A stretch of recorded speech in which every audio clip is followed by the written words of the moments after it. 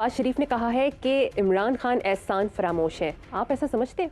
हाँ, इमरान खान का मिजाज ऐसे हैं, आप उसको इस तरह इंटरप्रेट कर सकते हो।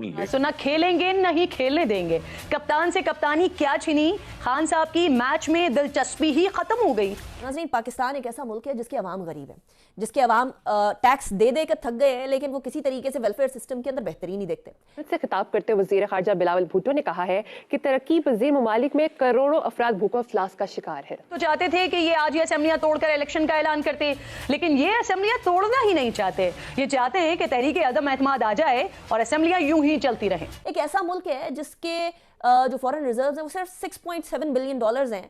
एक ऐसा मुल्क है जिसके अशराफिया तो अमीर हैं, लेकिन एक ऐसा मुल्क जिसके अवाम को अभी ये समझ नहीं आ रही कि दालें इंपोर्ट करने के लिए पैसा किधर से लाएं। इलेक्शन करने नहीं है, आगे मई और जून के अंदर बजट पेश हो रहे हैं, इलेक्शन तब होने नहीं, अल्टीमेटली चलेंगे जुलाई में, जुलाई से मुराद है 12 अगस्त तक तो आखिरी डेट है। आप कह रहे हैं कि इमरान खान साहब ने पूरा मौका दिया है, तो सर सवाल यही उठता है ना, लास्ट टाइम इमरान खान साहब आए, उन्होंने कहा कि हम जी सिस्टम से निकल रहे हैं, हम असेंबलियों से निकल रहे हैं, फिर उसके बाद उन्होंने कहा कि हम 17 या 23 तारीख को असेंबली डिसॉल्व कर देंगे। आज आए तो फिर आज वो एक हफ्ते बाद का बता के चले गए। तो क्वेश्चन तो ये बनता है ना कि अगर मकसूद या असेंबलियां तोड़ना था सर, तो ये डेट्स पे डेट्स क्यों दे रहे हैं? ये उम्मीद वहीं पर लगाए बैठे हैं अभी भी कि वहां से कोई इशारा आ जाएगा, वहां से कोई तारीख मिल जाएगी इलेक्शन की। अजहर साहब और मलिक अहमद खान साहब वो जनरल बाजवा साहब के बहुत करीबी रिश्तेदार हैं, उन्होंने भी ये सारी चीजें सामने रख दी। अब तो किरदार सारा कुछ सामने आ चुका है, मैं उनकी तरफ नहीं जाना चाहता, मैं सिर्फ जमहूरी सोच की बात कर रहा हूँ। यानी अगर एक डिक्टेटर के तौर पर चाहते तो असेंबलियां आज कर लेते, डिसॉल्व को देर लगनी थी किसी आप लोगों को, किसी को फिर आज जो मौका दिया है ना, वो मौका दिया इस जमहूरी निजाम की बेहतरी के कॉन्टेक्स्ट में सामने रखते हुए। आप आए, आकर बैठकर आपस में जो भी आपस में डिसीजन करना चाहते हैं, लेकिन वजह क्या है कि यही वही लोग हैं जो कहते थे असेंबलियां तहलील करें या जाली इलेक्शन है, और आज एक मिनॉरिटी के साथ अजहर साहब, लेकिन खान साहब तो इन लोगों के साथ बैठने को तैयार नहीं थे ना। लेकिन अब आप कह रहे हैं कि खान साहब ने ये मौका दिया है कि वो आए, बैठें, बात करें, और वो जो इलेक्शन की डेट है उस पर बात की जा सकती है। तो जो लोग हवाई फायर करते हैं वो कभी असली काम नहीं करते, और अगर इनको असेंबली वाकई तोड़ना होती तो ये तोड़ चुके होते। आज ये जुमे को कोई नई फिल्म रिलीज करनी है इन्होंने कि ये जुमे की बात की, या तो ये फिर बहुत ज्यादा डर गए। मैं ये समझता हूँ कि इमरान खान साहब, लेकिन इन हवाई फायरिंग से आप लोग डरे हुए तो है ना सर? इलेक्शन की तैयारी तो आपने भी शुरू कर दी है सर। हम कतन नहीं डरे हुए। उसकी वजह है जब ये अवाम के पास जाएंगे तो इमरान खान साहब किस मुंह से जाएंगे? क्या उस मुंह से जाएंगे कि मेरी घड़ी मेरी मर्जी, मैं बेच दूं? घड़ी तो शहजादे की थी, इनकी कैसे हो गई? किस मुंह से जाएंगे कि हीरे जवाहरात का कारोबार कर रहे थे 5 और 10 कैरेट? किस मुंह से जाएंगे कि अफवाज पाकिस्तान पर इल्जाम लगा रहे? किस मुंह से जाएंगे कि अमेरिका के बारे में ये बात की? किस मुंह से जाएंगे कि सबसे ज्यादा कर्ज लिया इन्होंने? सर आप जानते हैं इस बात को? निहाल साहब चले, उन्होंने हवाई फायर कर दिया, आप अदम एतमाद का फायर करने जा रहे हैं सर। लेकिन आज मैं सिर्फ एक प्रोजेक्ट की बात करूंगी, अकेला एक प्रोजेक्ट जो कि पाकिस्तान की किस्मत बदल सकता है, जो पाकिस्तान के हर शहरी को जो है वो बिल्कुल तब्दील कर सकता है उसकी जिंदगी को। और ये कौन सा प्रोजेक्ट है? ये एक ऐसा प्रोजेक्ट है जो पिछले 30 साल से राह तक रहा है कि उसको किसी तरीके से शुरू किया जाए और पाकिस्तान के अवाम के मसाइल को हल किया जाए। ये मामला है रेकोटेक का। सोने और तांबे यानी गोल्ड एंड कॉपर की माइंस हैं रेकोटेक, चागई डिस्ट्रिक्ट, बलूचिस्तान में। ये वही सूबा है जो कि रकबे के हिसाब से सबसे बड़ा है, और गुर्बत भी बेतहाशा है।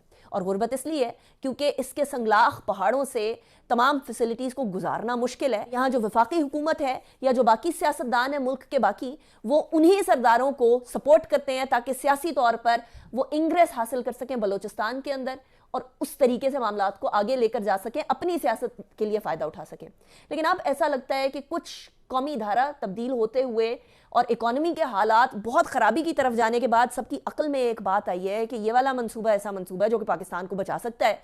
इसके अलावा तो हमारे सियासतदान फेल हो चुके हैं इकोनॉमी को संभाला देने में। रेकोटेक एक ऐसा मंसूबा है जो कि तकरीबन $1 खरब के ज़खायर हो सकते हैं इसके अंदर।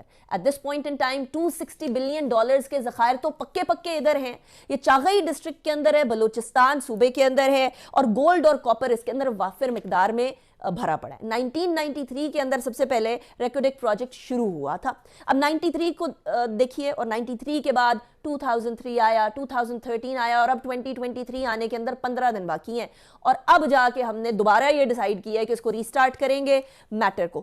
یہ بھی یاد رکھیے کہ بلوچستان اسی وجہ سے بھارت کے جو ہے وہ نشانے پر ہے, کیونکہ بھارت کسی طریقے سے پاکستان کو اکنامکلی سٹیبل نہیں دیکھنا چاہتا. کشمیر کو تو وہ ہتھیانا چاہتے ہی چاہتے ہیں, لیکن پاکستان کو بھی اسی طریقے سے جس طرح بنگلہ دیش کو, مالدیوز کو, نیپال کو, سری لنکا کو, باقی سارے ممالک کو اپنا بغل بچہ بنایا ہوا ہے, پاکستان کو بھی اسی طرح بنانا چاہتے ہیں. اور بلوچستان کے اندر بارہا ابھی بھی جو نیٹ ورک سامنے آیا ہے جو کہ ایران کے تھرو بلوچستان کے اندر آتا رہا, ٹیررسٹ ایکٹیویٹیز کرتا رہا, پاکستانیوں کو مارتا رہا, یہ بڑے واضح طور پر ہم لوگوں کو نظر آ رہا ہے کہ انڈیا کا ایم بلوچستان کی طرف کیوں ہے. اس لیے ایٹ آل کاسٹ عوام, حکومت, سیکیورٹی فورسز سب کو مل کر اپنے ملک کی سرحدوں کا دفاع اور اپنے ایسٹس کا دفاع کرنا ہوگا. پاکستان میں سب سے بڑا احسان فراموش, اسی لیے مجھے نفرت ہے. جو ہم نے اپنے بزرگوں سے سنا ہے کہ احسان اتارے نہیں جا سکتے. خاندانی آدمی جو دیکھو, جو بندہ بندے کا شکریہ نہیں ادا کر سکتا وہ اللہ کا شکر بھی ادا نہیں کر سکتا. جہاں تک ان لوگوں کا تعلق ہے, یہ کس نے کہا, یہ شہباز شریف صاحب نے. اس ملک میں بدترین دو مثالیں ہیں احسان فراموشی کی. ایک ان کا گرو, ان کا سیاسی مانوی سیاسی والد ضیاء الحق, جس کو out of turn Zulfiqar Ali Bhutto نے پروموٹ کیا اور وہاں پہنچایا جہاں وہ تھا, اور اسی منصب کی سٹرینتھ پہ اس نے بھٹو جیسے مقبول ترین لیڈر کو تختہ دار تک پہنچا دیا. اس سے زیادہ احسان ان کی تربیت اس نے کی ہے, ان کو پیدا سیاسی طور پہ اس نے کیا ہے. وہ جتنے سال تک قائم رہا, یہ لوگ اس کی شان میں قصیدے پڑھتے رہے کہ ہم ضیاء الحق شہید کا مشن پورا کریں گے. انہوں نے جو زندگی میں پہلی مسجد بنائی اس کو امپریس کرنے کے لیے کہ ہم بڑے مذہبی ہیں, وہ ماڈل ٹاؤن میں ہے, اس کا افتتاح اسی سے کرایا. اس کو مائی باپ کہتے تھے. آج ہم نے سے پوچھو کسی ایک کو بھی ضیاء الحق کی قبر کا راستہ یاد ہے؟ او بھائی جتنا بھی برا تھا تمہارے تو وہ نصیب جگا گیا, تمہاری تو وہ نسلیں تبدیل کر گیا, لیکن سوال ہی نہیں پیدا ہوتا. کبھی ذکر بھی سنا کبھی ان سے, سارے کا سارا خاندان اور بیٹا ضیاء الحق کا رلتا پھر رہا ہے. مجھے تکلیف ہوتی ہے بعض اوقات کہ یار کیسے احسان فراموش بہت چھوٹا لفظ ہے, یہ اس سے آگے کے لوگ ہیں. وہ ضیاء الحق دھکے کھاتا پھر رہا ہے, کبھی اس کو مل کبھی اس کو مل کبھی ادھر بیچارہ. اور ایک بات میں بتا دوں آپ کو, ضیاء الحق کے میں 1 کروڑ ایک خامیاں ہوگی, وہ بددیانت نہیں تھا, وہ خائن نہیں تھا, اس کا کوئی بیٹا ارب پتی نہیں ہے. سفید پوش لوگ ہیں, کھاتے پیتے لوگ ہیں, بس اس سے زیادہ کچھ نہیں.